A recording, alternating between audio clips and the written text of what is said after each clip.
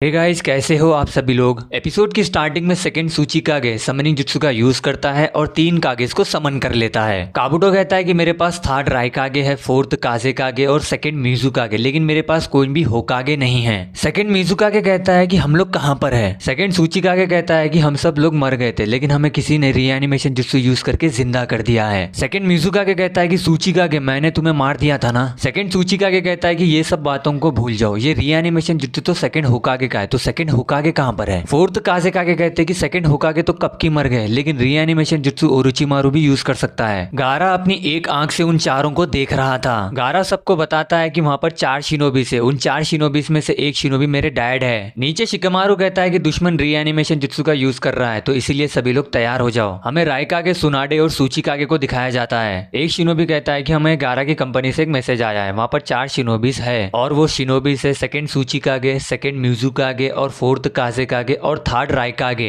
ये सुनकर राइकागे को बहुत ज्यादा गुस्सा आता है। राइकागे कहते हैं कि अकाट्सुकी ने मेरे डैड को भी रीएनिमेट किया है। सुनाडे कहते हैं कि हमें उनके बारे में कुछ पता क्यों नहीं चला। सूचिकागे कहते हैं कि उनके पास सेकंड सूचिकागे, इसलिए हमें उनके बारे में कुछ भी पता नहीं चला। उधर व्हाइट जेट्सु और रीएनिमेटेड शिनोबीस आ रहे थे।